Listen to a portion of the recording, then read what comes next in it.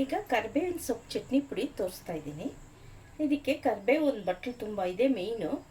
ತೊಗರಿಬೇಳೆ ಒಂದು ಬಟ್ಲು, ಒಣಕೊಬ್ಬರಿ ಒಂದು ಬಟ್ಲು, ಬ್ಯಾಡಗೆ ಮೆಣಸಿನ್ಕಾಯಿ ಒಂದು ಬಟ್ಲು, ಉಪ್ಪು, ಒಂದು ನಿಂಬೆಹಣ್ಣು ಗಾತ್ರ ಹುಣಸೆಹಣ್ಣು, ರುಚಿಗೆ ತಕ್ಕಷ್ಟು ಉಪ್ಪು, ಒಂದೆರಡು ಅಚ್ಚಷ್ಟು ಸಣ್ಣ ಇದರಲ್ಲಿ ಬೆಲ್ಲ ತೊಗೊಂಡಿದ್ದೀನಿ.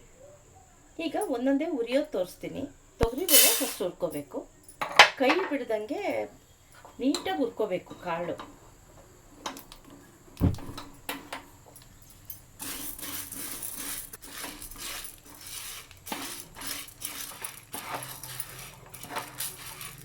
ಈಗ ಎಣ್ಣೆ ಹಾಕ್ಕೊಂಡು ಬ್ಯಾಡಗೆ ಮೆಣಸಿನ್ಕಾಯಿ ರೇಟ್ ಹುರ್ಕೋಬೇಕು.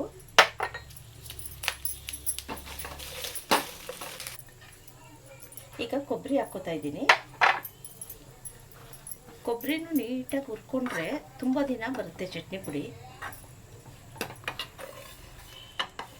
ಕೊಬ್ಬರಿ ಕೆಂಪಾಗಿದೆ. ಈ ಕರಿಬೇವು ಎಣ್ಣೆ ಹಾಕಿ ಚೆನ್ನಾಗಿ ಹುರ್ಕೋತಾ ಇದ್ದೀನಿ.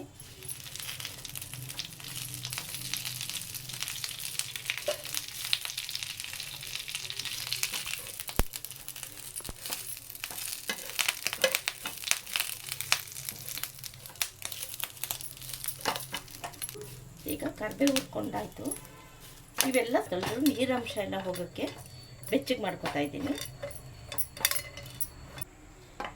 ಈಗ ತೊಗರಿ ಬೇಳೆನು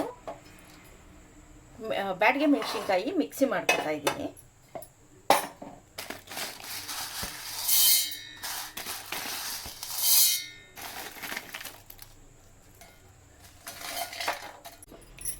ಒಣಮೆಣ್ಸಿನ್ಕಾಯಿ ತೊಗರಿಬೇಳೆ ಒಂದು ಸಲ ಆಡಿಸ್ಕೊಂಡು ಮಿಕ್ಕಿದ್ದೆಲ್ಲ ಇದಕ್ಕೆ ಹಾಕ್ಕೊಂಡು ಆಡಿಸ್ಕೊಂಡಿದ್ದೀನಿ. ಕೊಬ್ಬರಿ, ಕರಿಬೇವು, ಹುಣಸೆಹಣ್ಣು ಎಲ್ಲ ಈಗೆಲ್ಲ ಒಟ್ಟಿಗೆ ಹಾಕ್ಕೊಂಡು ಆಡಿಸ್ಕೋಬೇಕು. ಇದನ್ನು ಅದಕ್ಕೆ ಹಾಕ್ಕೊಂಡು ಉಪ್ಪು ಬೆಲ್ಲನೂ ಸೇರಿಸಿ ಸ್ವಲ್ಪ ತರ್ತರಿಯಾಗಿ ಆಡಿಸ್ಕೋಬೇಕು. ತೀರಾ ನುಣ್ಣಗೆ ಮಾಡಬಾರ್ದು ಚಟ್ನಿ ಪುಡಿ.